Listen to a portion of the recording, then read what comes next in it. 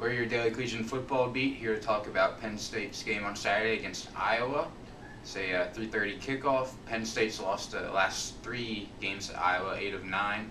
Iowa this year, real good passing attack so far, tops in the Big Ten. Mike, you want to talk about that? Yeah, Iowa's pass offense, like you said, number 1 in the Big Ten.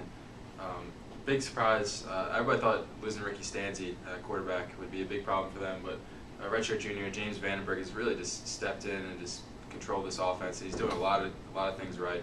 He's got 10 touchdowns, just 1 pick, over 1,000 yards passing. He's number 2 behind Russell Wilson in the Big Ten, and all those quarterback statistical categories. And he's got a great target, Marvin McNutt. He's just a quick, strong, versatile receiver. He's got, I think, 4 touchdowns, lots of yardage already. He's just a dangerous weapon. And with cornerback Danton Lynn from Penn State, they're not sure if he's going to be ready. And against Indiana, Stephon Morris is having some troubles too with his ankle. And there's a lot of questions on who's going to be able to go and who's going to be ready. So it's going to be a test for Penn State secondary against this tough Iowa offense attack. Yeah, and on the other side of the ball, Penn State's offense pretty much the exact opposite. Neither Rob Bolden or Matt McGloin has been able to step in and really take control of the offense and solidify themselves. So it's going to take a lot. Iowa's had Penn State's number for years, and Bolden and McGloin have to get the offense going. It's the only way they have any chance, because I don't know if the defense can hold them to under 10 points like they've been doing a lot this year. Yeah, I've seen them move the ball. It's the red zone. Yeah, they haven't been able to capitalize these drives. Yeah, that's the thing. I think it'll be for Penn State, obviously the red zone, but the defense is going to need to do what they've been doing for the past couple weeks. They're going to need to step it up again, try to stop another offense, which is probably, aside from Alabama, the best they've seen so far. They played a couple scrub teams, played Temple, which isn't bad. Indiana's offense is not very good. So I think this is going to be a real test for Penn State to see whether they have the defense that a lot of people think they have. They're ranked, I think, number 5 overall or something like that, number 6. So they think they're good. They have the stats to back it up, but they really haven't played anyone superior yet. So I think this is a real test for Penn State to see what they can do. Yeah, and I think this could be the most fun game we've seen in the season so far.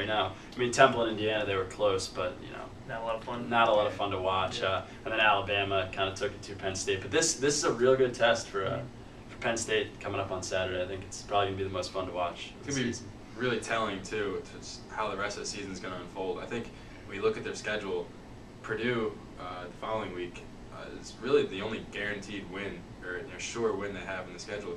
I think Illinois is a good team. I think Northwestern is a good team. And it's going to be really interesting to see if Penn State, if they can handle a team like Iowa, who's not quite the top of the Big Ten, maybe a little bit in the middle, definitely better than Indiana.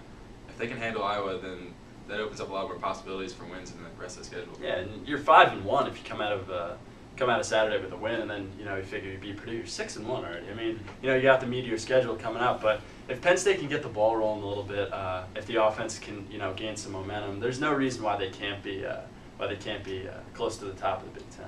Yeah, the offense just needs some rhythm and just needs some confidence. I think if they can get that, that's definitely going to help. Yeah, certainly will be telling, and the teams are pretty close.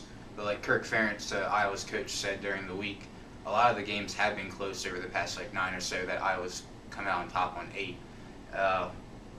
2 years ago here, it came down to a block punt, essentially. Adrian Claiborne taking it back for a touchdown. Last year, Iowa actually did beat Penn State pretty well in Iowa.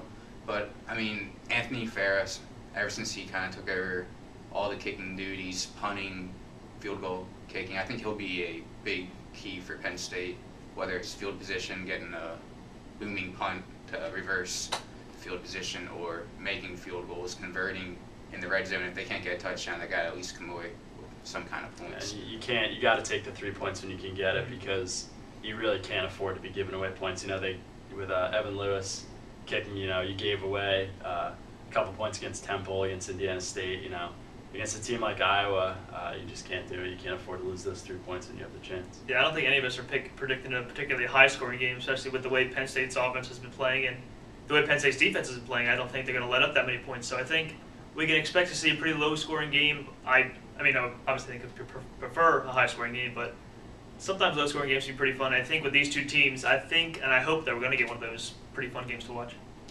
Hopefully it's not 6-4. It's one everyone likes to bring up. Yeah. Any final thoughts? Good, we covered it I all. think we're So, good. Yep. all right, be sure to check out the Foot blog, follow our Twitter during the game, and check out the blog for our post-game video.